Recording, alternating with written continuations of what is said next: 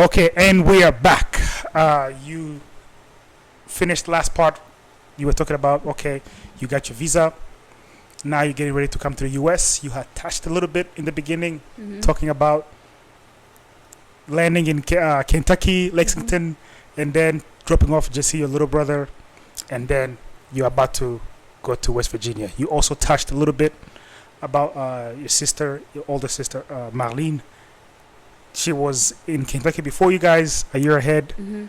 So then you with your mom, you were about to get into Greyhound, 14-hour bus ride. Now take us to your journey. You get to the US, so you prep. You in Rwanda, you prep for the journey. How is it? That was a good summary. I know, very good, actually. Yeah. The US did not seem like how I had pictured it in my mind. You don't say. Did you know you were going like West Virginia? What it was? Did you Google? I kind of did. I just realized you both went to West Virginia. It just I There are know. different parts of West Virginia, by the way.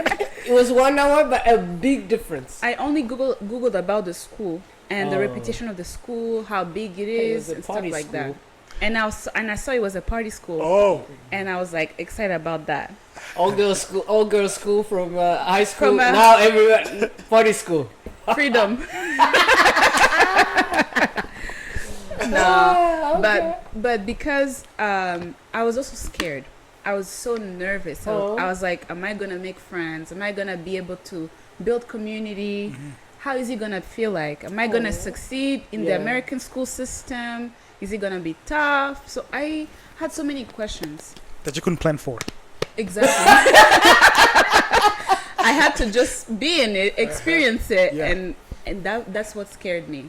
And I didn't have a plan for it. All I knew was that I got into the school. I now I have to go to the school, and I have to navigate a whole system. I have to speak English every single day.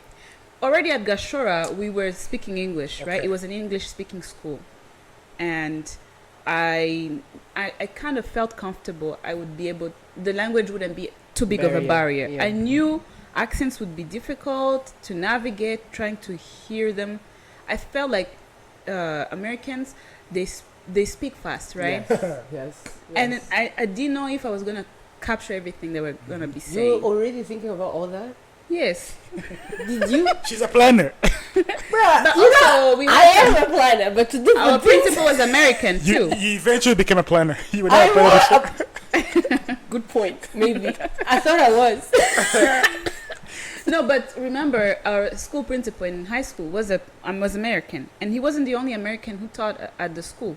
We had a couple teachers who were American, and we had a lot of visitors from America. So we could hear their English, their pace, the way they speak, kind of faster than how we speak. And then it's also the pitch, the tone, the pronunciation, everything is different from how we speak and how we, I kind of thought, oh my gosh, maybe am I not gonna hear everything? I knew I would hear certain things, and I knew I would find my way through eventually. And but I was still nervous. I was still nervous. Fair, it's new. It's different. Yeah. So you get to West Virginia. I get to West Virginia. 14-hour drive. I still want to know the 14-hour. It's a long drive. But the good thing is when you have good company and you're commiserating with them, it's not as bad. Because I was able to take that bus to Kentucky to visit my sister by myself, and the experience was way different. Because at first my mom was there, my sister was there. You have somebody to talk to. We were talking, chatting. Also accompanied. Yes, she accompanied me too. Wow. Your siblings love. It's very inspirational. They are like tight. How close they are tight. It's beautiful. Those are my built-in best friends. Like Patanaruj. If I was given a choice again in another life, I would still choose these guys. They would be my people again. They're just amazing. Who you are. Yeah. I hope you're watching. Actually, you better watch. This is your sister. They will be watching. I'm speaking I'll to make you. Sure. I'm speaking to you. You and you. Go on. Sorry. The fact that we all know each other, so it's even more beautiful to even see the insider information, because there are a few things we didn't know and how it started. So it's good. Keep on going. Wiping the tears off. I need a tissue.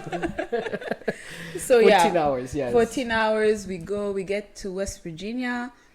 The first few hours there, we had to find a hotel. We had to find, because we wouldn't all be sleeping on campus in the dorm. So I got to see the dorm. I got to see the room. Actually, the first night we were there, it was so late. We were tired. We just wanted to go to bed, shower, go to bed, whatever. But the school had emailed us about an event. So at West Virginia, every fall semester, at the beginning of the fall semester, they bring a big artist. They do like a festival. There's like food stands. There's performance. Yeah. Guess it was Kanye West. Really? Oh, Kanye on the orientation? Yes. Because I think most schools host these events to bring people together. That way you can get to like meet people. Yes. And, But Kanye? Yes. wow, I didn't know. In 2000 what? 2014, yeah. He was huge. Yeah, he was huge, and at the time it was before his mind, Everything. you know. Yeah. Yeah, he had struggles with mental health. At the time, it wasn't public Kanye, knowledge. He yeah. was Kanye. He was a big shot. We were like, It was a graduation. but then the chaos. The school is big. Yeah. The students are everywhere, Crazy. and I don't know anybody. And I'm like, oh my gosh, how am I gonna navigate this? I didn't go. You didn't go to... Oh, wow. I didn't Just go like to the the concert. anxiety of like You were not knowing. excited for I Kanye? wasn't. Yeah. I was thinking about my mom leaving me because she was like, now you're here at school. Now I'm about to leave you. You're gonna start life by yourself. I'm like, Wow. That's the next day? no, she didn't left. She left like after 2 or 3 days. Oh. But then she was kind of preparing me. You're gonna be So by she kept saying yourself. that. And in my head, I'm like, who gives a shit about Kanye? I don't give a shit about Kanye. Like, In I miss head, my I'm mom. like, how am I gonna live life? Yeah. I've dreamt of this. I've dreamt of freedom and independence from my parents. Yeah. And I've dreamt of a life for myself where I'm my own boss. I don't answer to anybody by myself. But now that it's here, I'm scared. Scary. Yeah. Yeah. And my mom is telling me, hey, you already have all the tools. You're good. Me and your dad gave you the tools. You already know what to do in life. Right. You need to be about school, about studies, but also find time to have fun, but be safe, be smart. Be smart about who you hang out with, where you hang out, what you do when you hang out with people. Don't just trust anybody. She was giving me these life lessons and she was throwing them at me fast. And I'm like, oh my gosh, it's happening. It's going too fast. She's about to leave me here. And my sister's there. She's like, yeah, you'll be fine. I was able to navigate through this and I'm here for you. And I'm just a phone call away. And he talks about boys.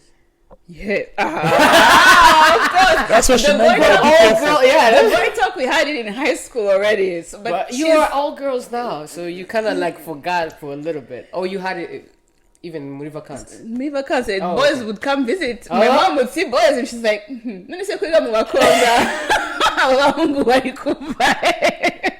So izo nshuti zivuye. Ahubwo ni inshuti twiganye kuri Riviera cyangwa Riviera inshuti twiganye muri primaire nyine nkamusobanurira these are friends. So she was used to seeing me around boys. Okay. So we didn't technically have the boy talk, but she did say, focus on studies, focus on that. That's an aspect of life, but don't make it your only interest. I'm saying I'm not gonna be there 24/7 to monitor your steps. Right. So eventually, if you wanna do something, you're gonna do it. Just do something. Be smart about your choices. But basically, she was trying to tell me, don't consult me for everything. If you want to, you feel free to do it. But at the same time, just don't do things really stupid, right? You become Be responsible. You're about to be remember an what adult. brought you here. Remember what brought you here. Remember why you came here. Remember They always what hit you with came that. to do. Cheers to mom. Yeah, remember what you came here to do. You came here to study, to excel. Wibuke icyakuzanye. That's Wibuke what icyakuzanye. they always say that. They Like, always wibuke icyakuzanye. Yeah, Wagiye kwiga ntago wagiye mu mayoga. exactly. She didn't even tell me is exactly how she would, tell me. Remember Hints. Yeah, Hints. hints. Really like, She didn't want to be too forceful because she realized she had no control ever again. Arahansize ubwo nyine bisigaye nakanje, right? Yeah. So she would just be telling me, hey, prepare yourself, be smart, umenye icyakuzanye, ujye ubizirikana, And if you need help, guidance, we are here. We're a phone call away. Don't feel like you're alone in this. Yeah, you might be alone here. Like, yes. Yes. I was kind of nervous. I'm like, wow, navigating life in a new country, in a new state, by myself. And then when I got there, I found out there were some other Rwandan students that I didn't know were also going to end up you there. didn't know any Rwandan? No, I knew of a friend who had been there a semester before. I knew she was there. I didn't know about several others that I was like, wow, we're actually a big community. And I started feeling confident like again. Yeah, that's good. I started feeling like I had community. I felt like I had people to speak Nyarwanda with. I was like, oh, okay.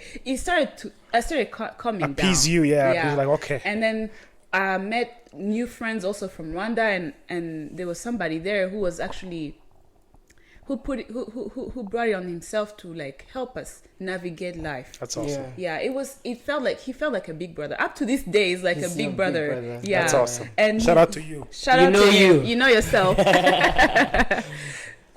So I started having hope. I started feeling like I'm not here by myself.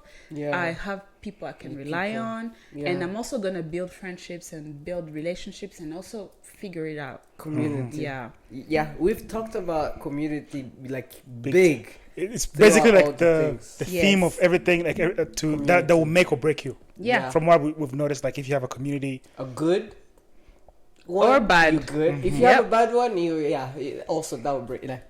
Yeah. That's true. Or break you. Yeah. So that's good, especially when you see your own people. Though I feel like that's an extra thing because you can have a community, but when you have your own people like Rwandan, and you see them go places, like that's inspiring. I feel like somebody who speaks your language, like he speaks to you in different ways. You feel like culture. You feel at home. Yes. And that's when you realize. Actually, a good friend of mine, she just posted recently. She said, "When you realize home is not a place." It's the people. And it resonated with me so much because I felt like that so many times in places that weren't home, right? Yeah. But because home is people. Right. Home is your people. And when you feel at home, it's not necessarily because you're in Rwanda or where you were born, right? Yeah. It's because of who you're around. Yes. Yeah. Preach. Thank you. Home is people. So now you found your community. So now how is first day to classes? Because you didn't go to the concert. Are you bad about that? Actually, I used to feel some type of way about it, but no, not anymore. Okay. I let it go. Did you guys have orientation? Did you go to that? I didn't go. Did you find out any like how to go to class? Because I know he said like some of the things that gave him anxiety. They did find out about that in your orientation, and I was hanging out with my mom at the hotel because I didn't want to leave her. I missed all of that. Oh wow! So how did it go when you went to class? So my friend I told you about, he's the one who helped me navigate. Okay, wow. Because the campus is big. I've been, and like there's like, how do you know which shuttle to take you to this? If you building. Planning. That's amazing. Oh, so for all the plans were out the window. Fast. Parents first. Life was coming at me fast, and I didn't care about that part. I knew I'm gonna get to it. I'm gonna figure it out. Chokora, what I did was I bought books because I had a list of classes that I was gonna go. Wow. I'm all about the books. I did find time to go to the libraries to buy books, to bookstores to get the books that I need. You only got like one book, computer science, because you had to get the CD. Everything else, you go on the internet to download or find the PDF files. PDF, yes. Yep. Some of them were that. Even if it was a version old, I would still get it. Yeah. Some homeworks wouldn't align, but I was like, I did it. That's what they got. Bro, or I'll ask a student to take a picture of the homework. Nobody prepares you on how expensive these books are. They are expensive as hell. You're right. And you only use it for like a year. And that's it. And remember, you don't have, at least for me, I didn't have money habits that were good. I didn't even know how to handle money. That's a good topic. Yeah, I didn't know. I didn't know I had to budget. That's when I learned how to budget. Because I had a certain... You actually learned. Yes, I had to, and there's this beautiful thing called YouTube. I did ask everything on YouTube. I went to YouTube for everything. Wow. Nancy, it went for me. I did have to learn how to budget, how to manage money, because I had limited amounts of money. I didn't have a job. And I knew I couldn't go to my parents for every single thing, because I had been raving to them.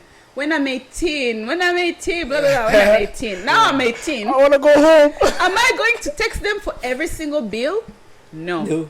My mom or my dad, they're going to send me something. Yeah. But it's up to me to manage it. And my mom would be like, yeah. I'll get it the first month. Within 2 days, it's gone.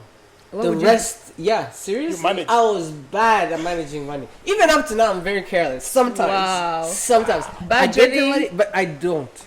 They get the money, spend it like the first 2 days. We'll the rest of the semester, I don't have anything. And I don't have any worry.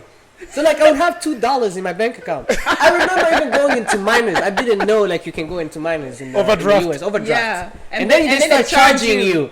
And then I'm waiting for the money to come. I'm like, yeah. By the time it comes, the overdrafts are gone. And it takes away from like whatever 100 or 120 that it takes away from the overdraft immediately. Dang. Yeah, I didn't know also how to borrow money, so I never borrowed money. I'll go into overdraft. It keeps going. Adds fees. And then I get money. Oh no! You remove those fees, minus fees, and then I spend it again. Isn't that crazy? I learned with the experience. Did you like have as we're talking about money? What was some of the culture shock? Because he's talking about money. He's talked about like buying bread. It's like $2. Like bro, igihumbi kumugati. Yeah, okay, just mu Manyarwanda. It doesn't add up. Did you do that? I did that a lot. Ipakiye sanduku igura magana abiri. Iyi ni igihumbi. Sometimes yari 150 za sanduku zo muri quartier. Gambere. No. Amahirwe nagize though was my first year nabaye ndi muri dorm. Okay. And when you live in the dorm, you also eat cafeteria. from cafeteria. The cafeteria. You have a meal plan. My swipes. So you have certain amount of swipes per week, and then blah blah blah. So you can manage your swipes. Okay. So in terms of food, I wasn't the type of kid who gonna go, I'm craving this, I'm gonna even if it is swipe, if I don't have an extra swipe left, that's it. I wouldn't go buy snacks because I didn't have money to buy snacks. Yeah. You just got into his favorite subject. Yeah. What was the food, the cafeteria? Oh, it was bad. It was bad. And at first, at a university like that? Took me, let me tell you, we had options. Over time, I learned to like the food. First, I hated the food. You wanted like rice and beans? Yeah, yeah. Be honest with you. I was like, hano hatakibagira. Byose ninuba akongera ndabase nzicwa n'inzara. Nagira kubirya. Nagira no kubikunda. So you, it was how do you say it? Like, could it be growing on you? It had like to grow on me. Taste, whatever. Acquired taste? Acquired taste. So for you, the food was an acquired taste. It was. This guy was in heaven. Oh. Oh. So you never experienced freshman 15? I did. Listen, you can cook. Nice the structure. Remember, it's just about people don't think about these things. Even me as a planner, I failed to plan. In high school, we had structure. Ufite igihe ubyukira, ufite igihe ujya kurira, ufite igihe wigira, lunch, dinner, structure.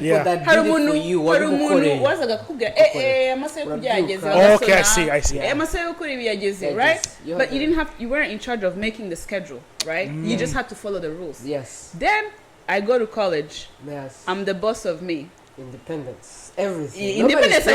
I cried for, I prayed for, I begged for. Nobody's telling me when to wake up. I have to set up my own alarm. You're right. I didn't make time to go to the gym. Yeah. I didn't make time to take care of myself. Regardless, like if it's not about food and school, that's everything else. So I had to learn to make a schedule for myself. Did you go on YouTube as well? No.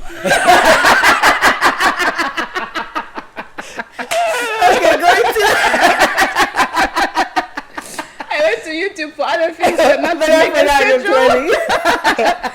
So because now you're the best person. You need a schedule for those trips. So anything. Yeah, the itinerary. I can make an itinerary. Yes.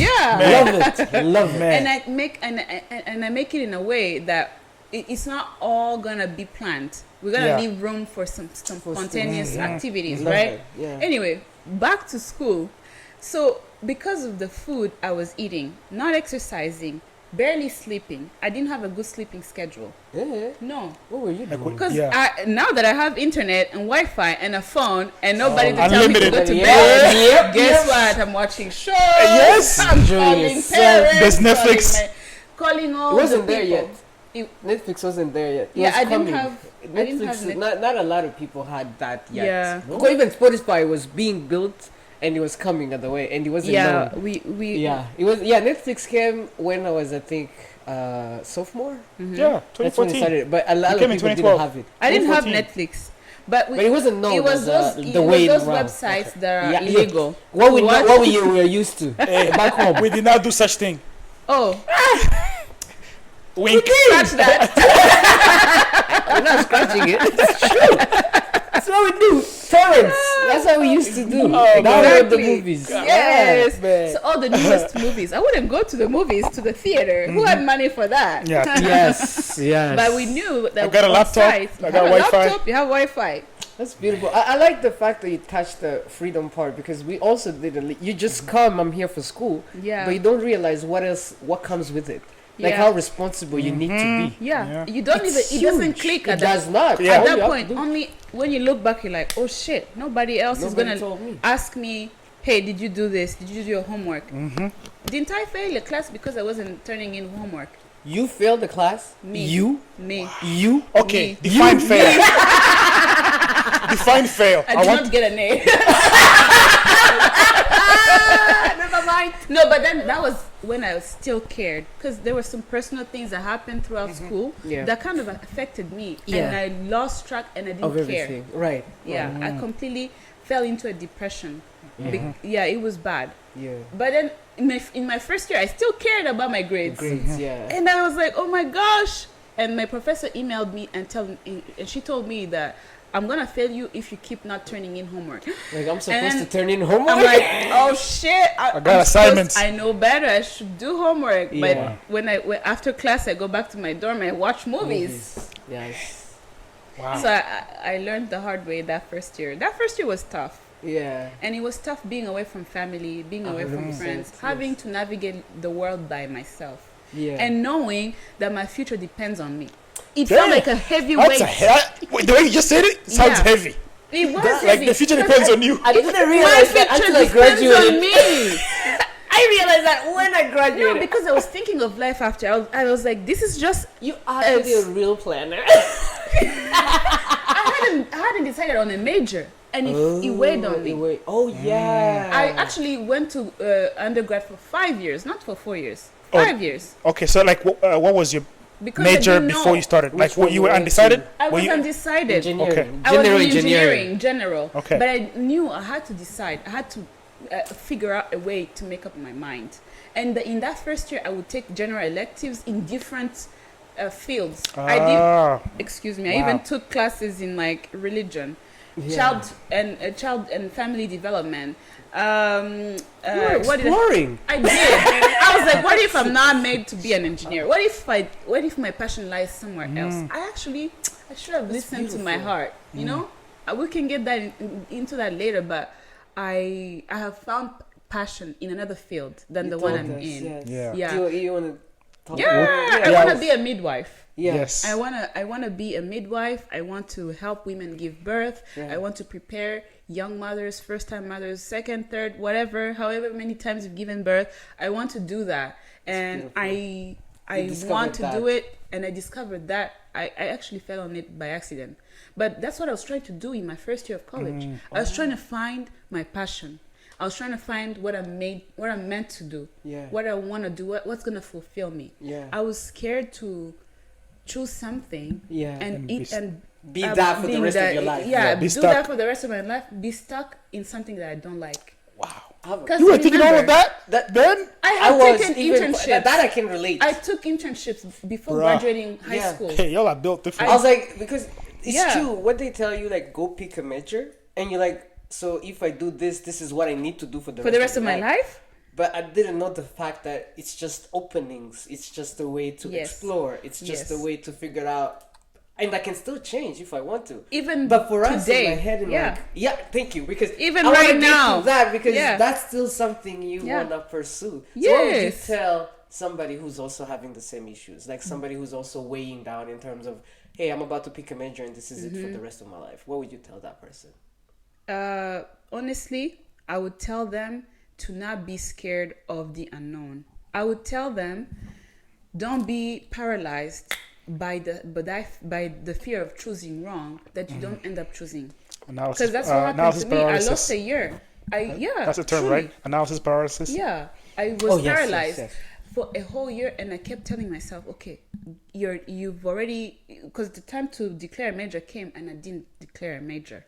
Yeah. And I was like, okay, I've lost that chance, but I cannot stay in this paralysis mode. I need to make up my mind. Yeah. That's why I ended up graduating 5 years later. Because that whole year, and I was like, okay, you haven't declared the major, but it's not the end of the world. Right. Time is who cares? Right.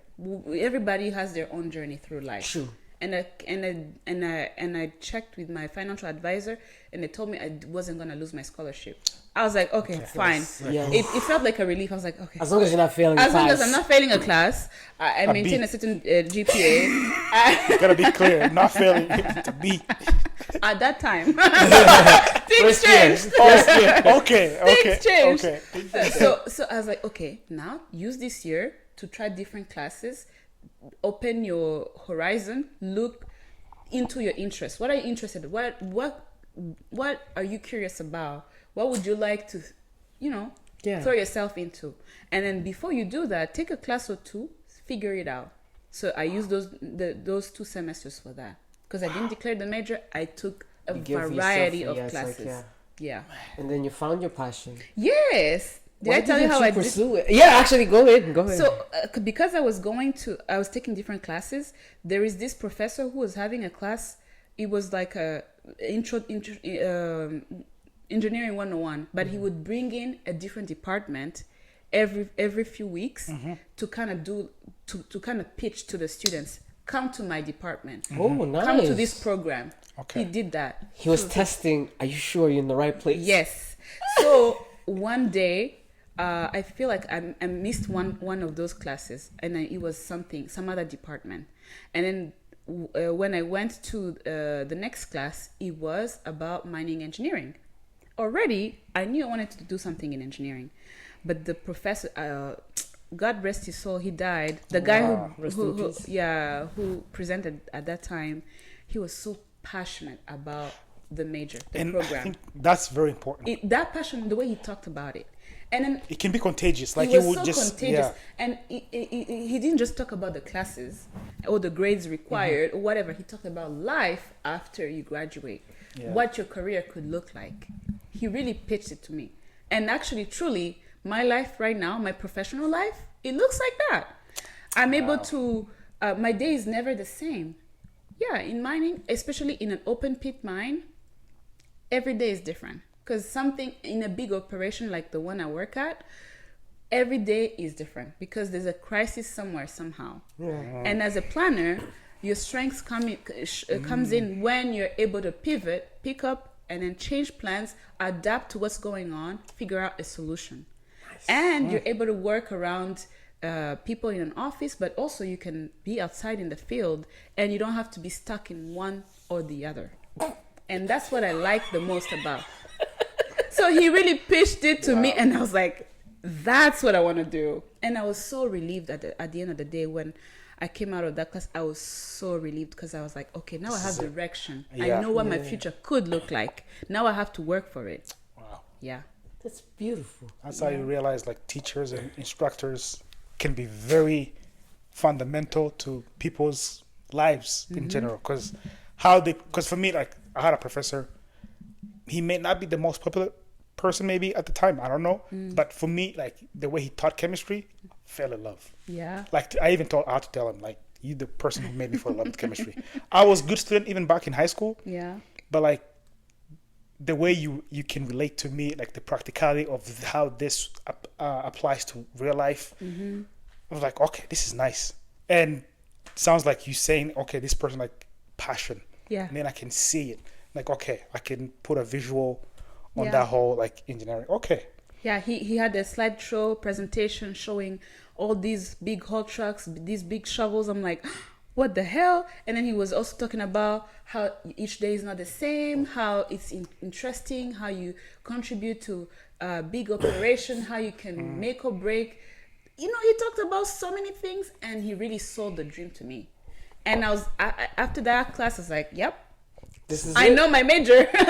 Now I know what I want to do. Okay. After searching and praying and hoping and I was trying to figure it out. Now I know what I want to do. But he also touched on how it's a difficult industry. It's not an easy industry to work in. There's hazards that could cost your life every single day that you work around, and that's something you can't just not talk about or not be conscious of, because if you're not that safety conscious, you could put yourself at risk or somebody else. So safety was also a big part of it, and it kind of showed me that yes, it's a good thing that you want to, you've discovered what you want to do, but also a healthy dose of reality. Hey, you could die doing that kind of job. Yeah. But still you were like, no, this is what I want. That's what I want. Yeah. We may get into the, I don't know if you have anything to ask before I ask this. No, I just wanted to continue the story, because I may ask this later, but like you touched on like open pit mine. What is that, and how is that different from like, is there like a closed underground pit? Yeah. Oh. There's underground, there's open pit, there's different kinds of mining. Okay. So open pit is you're out in the open. You're taking material from the top in benches, going down and trying to extract ore from the top, from the top, instead of like underground versus it's underground like you're mining. under a mountain or something like it. Yeah, you are under something, like you can't see the people that are working. Yes. Basically. Okay. You can't see so the mining sky. isn't just underground. No. Okay. Because anytime I hear mining, it's Same. just underground. Same. It's open pit. Open pit. I'm scared to go underground. I've visited a few underground mines and never working underground. Okay. That's when I discovered I'm claustrophobic. Not seeing the sky, being enclosed. No thanks. That's not for me. Okay. I wanted to touch to the fact that you had talked about the midwife. When did you discover that? I don't even know the exact point, but I was always scared to give birth. Knowing that I was born a girl, I'm like, God, why did you make me a girl? Once again, you're planning. Knowing about, I would talk to God and be like, God, why did you make me a woman? I'm so scared of the birthing concept. To me, it wasn't beautiful. It was scary. And I was like, people go through it and they tell you how impossible, how you can't even think of such pain. And I would be terrified. And every time they would ask me, hey, what do you want to do when you grow up? I'll be like, I'll be somebody important. I'll do something. Will you be married? Will you have kids? I'm like, hell no. I'm never getting married. As a kid, you're already saying that? Yeah, I was like, I'm never getting married. I don't want kids. Okay. Yeah, but I would say, but my reasons were because different. I knew childbirth is excruciating. Right. And then because of that, because you grow up and then you have sex ed at school, and then you learn about the anatomy and you learn about how babies are born, and you're like, hell no, that's not you're real clever. You can see that. And then I would talk to God. I'd be like, why did you make me a woman? So that's how I talk to God. I say we need women. Go ahead. I'm sorry. Hey, we do. We do. Shout out to moms, but keep going because this moms. is May, right? This is May, and keep going because that's. So I would be like, God, why did you make me a woman? But because of my curiosity into the childbirth experience, I started reading books, started researching about the female anatomy. Right. Is it true that it's the most excruciating pain ever? My brain was interested. I wanted to figure it out.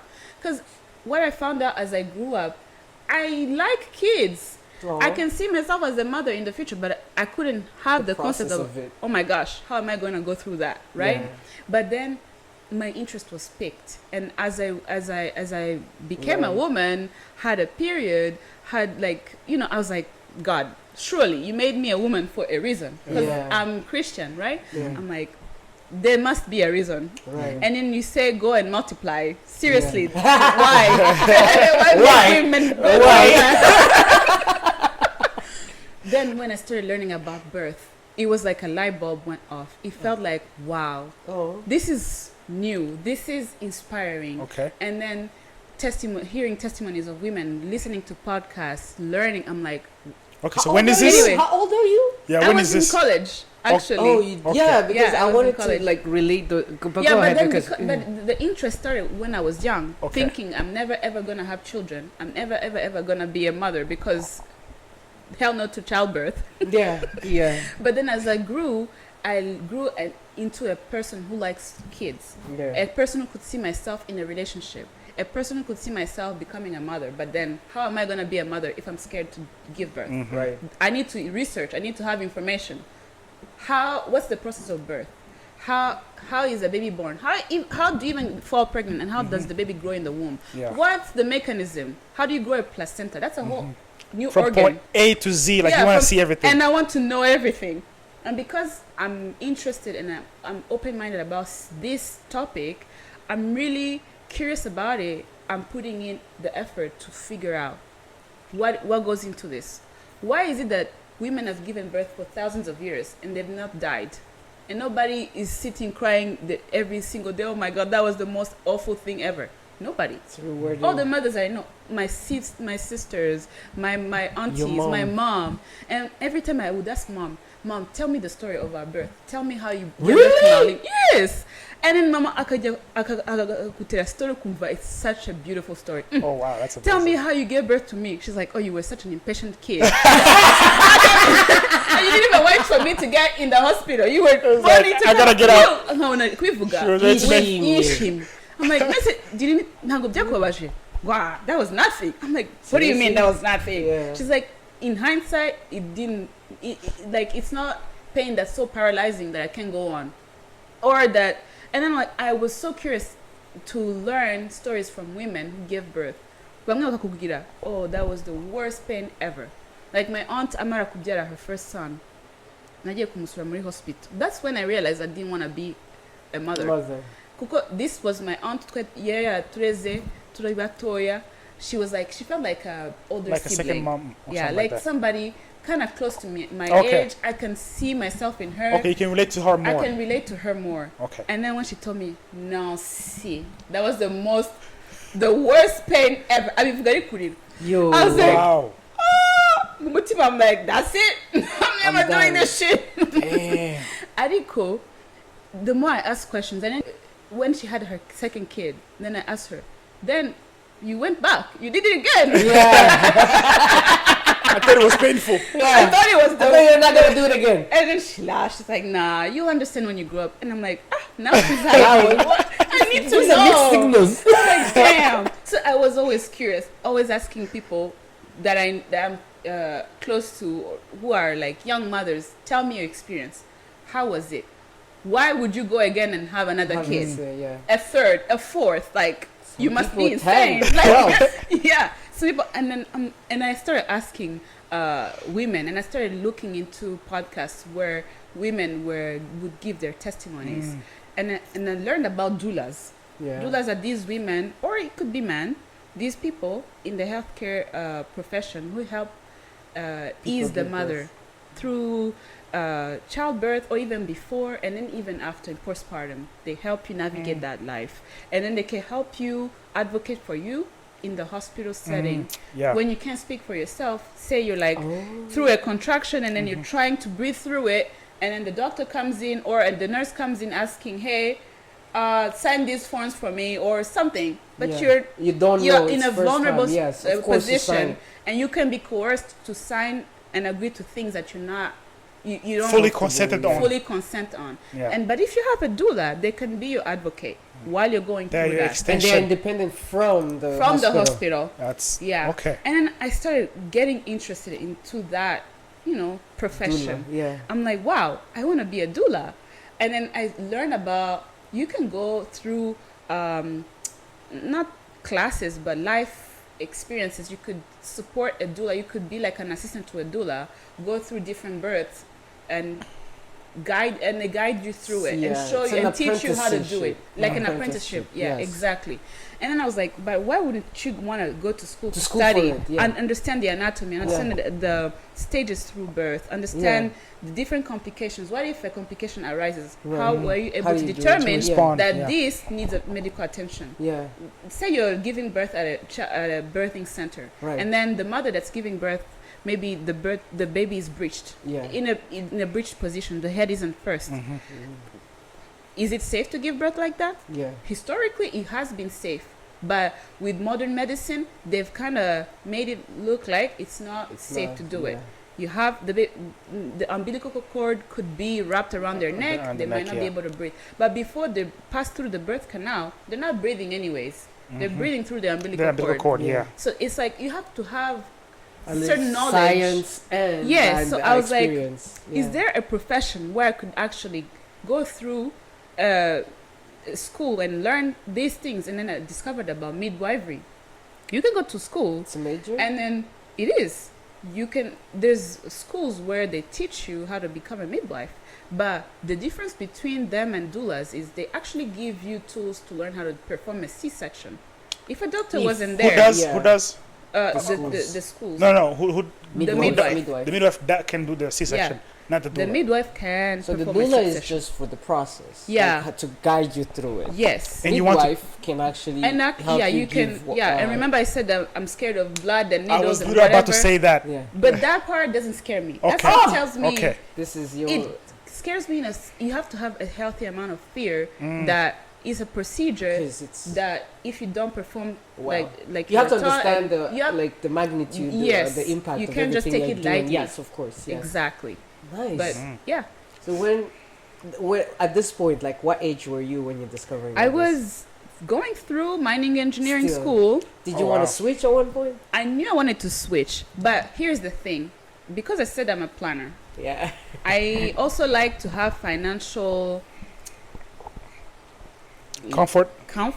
Freedom. I don't want to say I want to be like a luxury life. Just some nice things. Have a cushion to fall financially stable, and I know deep down my passion. I can have different passions. I don't have to be, a one-dimensional person. I can be multi-dimensional. I can have different interests. I can, And as I was going through college, I learned, hey, my life doesn't have to look a specific certain way. I can become an engineer. I can also become a midwife. I can also be a business owner. I can also be a stay-at-home mom. I can be anything I want to do.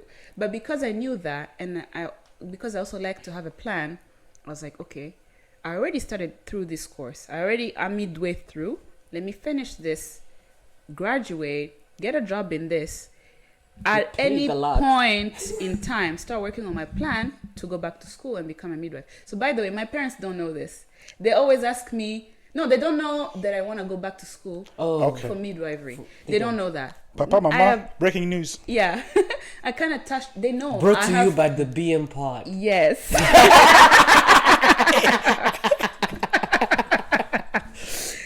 My mom definitely knows that I have this interest, and my dad too, but they don't know. They've always asked me, hey, will you ever go back to school? And I've always joked around and said never. But I said, if it was for a specifics, if it was for a passion, I would definitely go back. Because throughout college, it wasn't easy. Graduating was a blessing from God.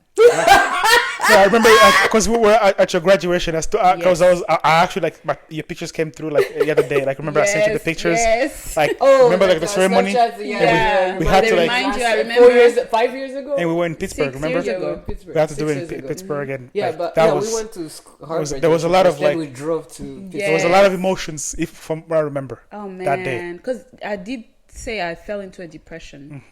It's true. What year in school? I was, I think, sophomore, because you say freshman. Third year. Okay. Yeah, so when not truly junior. I was kind of a sophomore because my first year I wasn't declared. But it had been 3 years. But You had been 3 years years into it. Yeah, I did. Yeah. And how did you overcome that? It was through the love and support of family and friends and Fiston.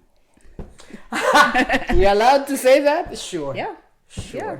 Go ahead. Yeah. He really did play a big part into trying to encourage me to like find the zeal for going back to school, reminding myself and reminding me why you came here. Like, let us put to the side everything else that's going on. Guy. But remember, why did you come to school? What was your main goal? Like, what were you trying to achieve?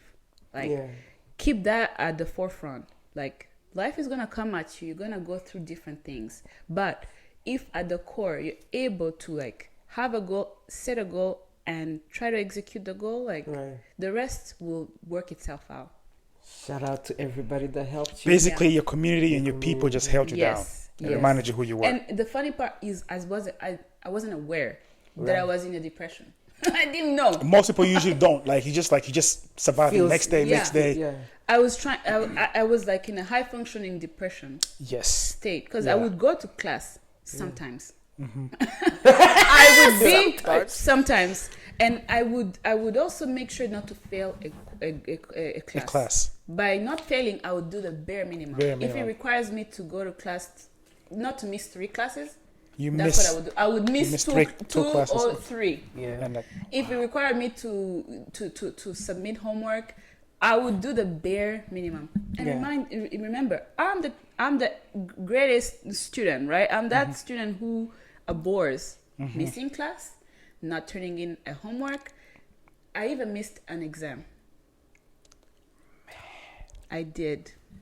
How? I mean, like that, and that's some, like you always say, like that's some of the realities, like people like we come in the US, you plan for so many things, but this will hit you hard, and we always come back to community because it will either break or make you. Because loving people around you are helping you without you even knowing, and then once you come out of it, you look back like, man, I probably wouldn't have made it through. Yeah, because some of my friends at the time, I lived with my cousin, and he noticed a change in my behavior. My parents like, you're not going to class anymore. What's going on?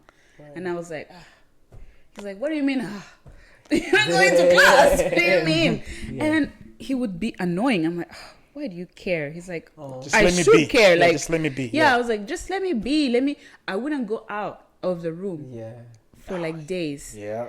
And it depended on if I had class. So I started even tailoring my schedule to fit my new normal. Meaning, I wanted to make sure I have classes at night because I didn't want to go out during the daytime. So you enroll in classes that were being offered? Yes. Wow. I started, and I didn't realize I was doing that at the time. But I've always journaled. And I would look through. I'm like, oh my gosh, I was in the trenches. This was bad. Right. Because not to interrupt, because we're having a good conversation, but like this reminds me of Kelly. She was doing the same thing. She was said she was journaling as well, and she said like if she was to see that journal, she was like burn that journal because you look at something like, man, I can't believe I went through this and I survived. Yeah, that's the only reason I keep it, to remind myself where I came from, what I went through. I never ever want to forget. I love that. So now we're about to get into the job market stuff, but as we're talking about this mental health thing and depression. If looking back, from hindsight, what are some of the things you wish you were equipped with that you would tell to a younger Nancy before she came and got into that depression? That it's okay to struggle, and that it's okay that it doesn't make you weak to ask for help. Okay. Knowing when to ask for help. You don't have to be in the streets. You don't have to be. You don't have to have nothing for you to ask for help. Don't let pride overtake you that you can't talk to your mom, your dad, your sister, your brother, your friend, your whoever, or even a university counselor. Because we had that option. Yeah. I finally did take that option. Oh, I nice. finally went to counseling. It wasn't a good experience, but that's when I realized it's okay to ask for help. You said, rewind. What? Yes, it wasn't a good experience. now so many questions I have. It's like, what? They were not good? Okay, without saying details. Was it the approach, like how the person helping you was helping you? Yes. The person. Because I was going to ask, because you mentioned like, okay, the advice that you would give to somebody younger, younger than C, like it's okay to not be okay. It's okay to ask for help. But I want to take into account also the cultural aspect of it, because like in the Rwandan culture, it's like can be taboo, can be hard to like talk about some of the things that you are struggling, even in human nature. Taking the cultural aspect of it, how would you advise like another Rwandan who may be going through the same thing, but having those fears and that anxiety stopping them from asking for help because of how it might be portrayed? Is there any insight you may give, like, okay, seek help, counseling, or do this, but in a cultural, sensitive? Yeah, we as a country, we've gone through. I mean, I wasn't born. I was born after the genocide, but we are aware already of people in our society who have burdens that are too heavy for them to carry by themselves. As a nation, we already are aware that there are people in our society who need help, who need support, who need community. Already, we already have those tools. I don't know why it's so difficult for some people to think that mental health only applies to genocide survivors. I don't know why it's so difficult for some people to think like that.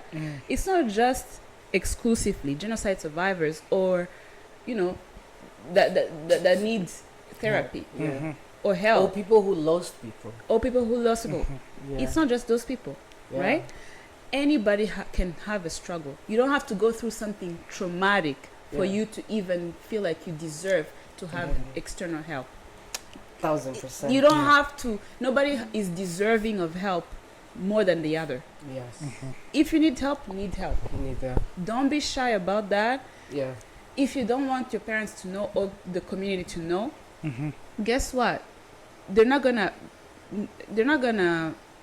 Nobody in your communities, at least for most people that I know, nobody around them would wish them to not feel comfortable or not to have their best life. Right. Nobody wants the worst for you. Yeah. But if you go into therapy, or if you go into it thinking, if I ask for help, they're not gonna want the best for me. No. If you ask for help, they're gonna try to give you the best help that they can, because they love you, because they want you and need you in their community. So don't feel depression. Makes you isolate yourself. Right. From everyone who loves you, from everybody, it makes you isolate yourself, and that's from the doing lie things it that you tells love. you. It tells you you're alone. You're not alone. It also makes you not want to do the things that you love the most. Yes. Usually, that's usually some of the first signs. Like, hey, you enjoy painting, Cooking, and now like you don't even painting. don't want to do that anymore. Going out. I'm the type of person who loves the sunrise, the sunset, nature. I used to love to go out all the time until I got into a depression, and I never ever wanted to go outside and see the sun. And I was like, what the hell is wrong with me? And when did it hit you? Like, if I may ask, when did it hit you? Like, man, I was like depressed. At what point post depression? I feel like after I got out of it and I started seeing, because my depression came in. I don't know if I want to talk about this. You don't have to. You don't. Yeah. It's personal, or it was. Yeah. It is personal, but when I started coming around that change in my life, I was like, you know what? That shouldn't paralyze me or ruin my life going forward or ruin my future. It doesn't have to. Yeah. And there's multiple people who have gone through this and who go on about life. Yeah. Why do I think I'm so special that I can get through this? Yes. I was like, you know what? You can get through this. Yes. Yeah. I don't know. I guess it was all the prayers from my community. I don't know. The people that stay close, because you were right. When your cousins are asking and you start wondering, like, why would you even care? Like, that's the question you say. Like, why do you even care? Of course, I care. Yeah. So the people that keeps reminding you of, hey, you matter, that's how you start coming out to say, you know what? If these people matter, I need to fight. I mean, if these people think that I matter, and those are your community, those are your friends, you start like, okay, you know what? I need to also care about myself, because these are the ones that pull me up. Because most of the time, yes, we rely on ourselves to always stay strong and just be the best, or always appear to be, like Kelly said. I think those are one of the best episodes that we've had when we talked about mental health. It's you feel like I'm strong, I always got this, but then when all those things shatters down and you're just by yourself down, you need people to pull you up. Yes. And then when they're there, and sometimes that's why I was like, what happened? Your friends, you talked about it, so that was good. But when you talked about counseling and you say it was no, that's a reality, by the way. Yeah, I mean, you might go it is, because like some people have to go through like 3-4 therapists. Yeah, multiple to find a good connection with the therapist. Yeah, you like. I realized the person wasn't getting it at all. I was like, I need help. It adds to your health, to your issues. Yeah, and it feels like I can barely even get up every morning. And now that you've done it, now you have to find another one. Now that I've done it, now I have to find. I was like, you know what? Do you even need these people? Actually, you can get through this. You can literally just be against it by just talking to one. Yeah, because it's a matter of the sad part was my insurance, my health insurance as a student only covered me with that person. Yeah. And I was provided by the school. Yeah. I don't have added money lying around for me to do something. That adds. But I need to get out of this. And I know I can get out of this. I started praying. I started journaling intentionally. I started I started opening my eyes to all the blessings that I have. Right. Let alone that I'm in a university in the US. So many of my friends or people in my community or that I grew up with didn't even have a quarter of the blessings of the opportunities that I was afforded. And I was just squandering it away. I was like, no. Gratitude. You need to be, I started realizing what I was grateful for. I have community, family, friends. So, I have these opportunities that can propel me to a life that I've never dreamed of. I need to take advantage of this. And I need to realize that these are the things that matter. Not the things that are not going right. Your focus was somewhere else. Yeah, I like, need how to do I switch bring focus. It back to yes. this? Yeah. And I was so lucky that it wasn't late for me to switch back. It's never late. But in terms of the my work academics, is different. I hadn't failed all the classes yet. I wasn't kicked out of the program yet. But I was close. I hadn't lost my scholarship. I was so lucky I hadn't lost the scholarship, but I realized, hey, you need to turn it around. Go back to the main, focus on the main thing again, so that you don't, screw up I still care about my future. Yeah. And I realized I did, and I was like, okay, now that let's get to it. Let's switch. Yeah. So that was a great topic of mental health. We're gonna take another quick break, but as we finish up this part, if you're watching this and you're struggling with anything, feel free to reach out to any of us. You see us on social media. But also, if you know somebody who may be struggling, you don't have to always confront them, like ask them questions. At least in my personal opinion, you can always help them without saying anything. So like, hey, I'm seeing that she has like a messed up room. You can go and clean it up and let it be.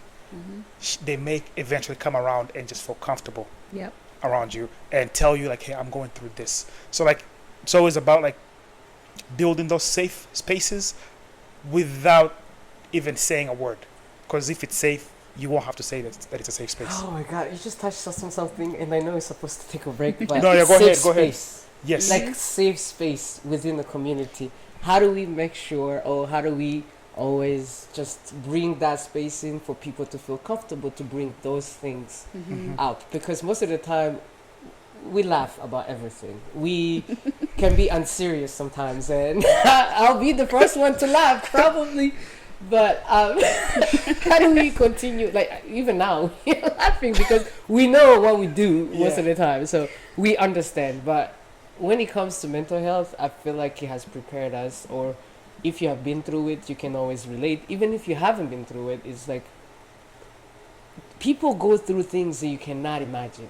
People are dealing with stuff that they will never show you, or they can't show you, they can't talk about it. But creating a space with friends, and I always tell this guy, or I always tell my friends, I'm like, I know we laugh, and I know we always do this and maybe just condescend or bring things down. Like it's a way to either even relate or even to cope. But I've told them, even up to now, I'm like, if there is anything that you're struggling with, I'm not gonna laugh. Please be open to bring it up, because as a friend, I want you to rely on me. And friendship, most of the time, we forget to say those things. Turabyibagirwa, tugahora twikinira, and you don't really. I think the word you bring, that word for this year, safe intentional, and the safe space. Yes, like how do we be intentional in our friendship and say yes, we can laugh about all of these things, but let's also say, umva, ntuzagire ikibazo. Feel free to bring it. That way, like even like set an expectation in your friendship to say you can rely on me. You can rely on me, because most of the time when it comes and you never talked about it, you just like, okay, I don't know how to bring to this guy, because this is the only side of him that I've always seen. And it's very hard. Turasangira gusa twishime. Uzanye ibintu bibabaje, it's like, okay, now you feel guilty for bringing the mood down. So it's like, how do we create that safe space of in the community, besides just, like I say, I tell them, my friends, I tell them. But if you don't have that, how do we create it as a community to say someone can bring up this stuff? Because it's hard to bring it up, because it's hard to open. Your weakness, like you said. That's as vulnerable as you can get. It's vulnerable. Like, how do you become that vulnerable to people and be okay with it? So how do we create that safe space? Do you have anything? I feel like it's, you be what you want to see in your community, in your friend group. If you want to see that and you've realized the light bulb went out.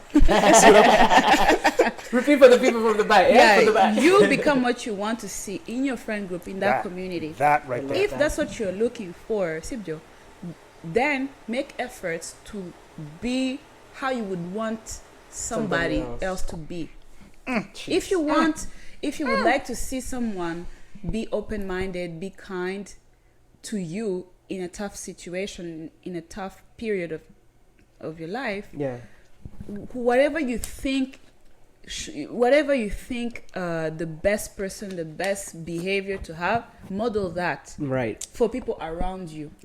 I don't think like you said it like loud enough. like for real, like that was like as good as one can put it, because I know like people are different. Some people may be able to go straight to you and say, hey, now see, I'm struggling with this.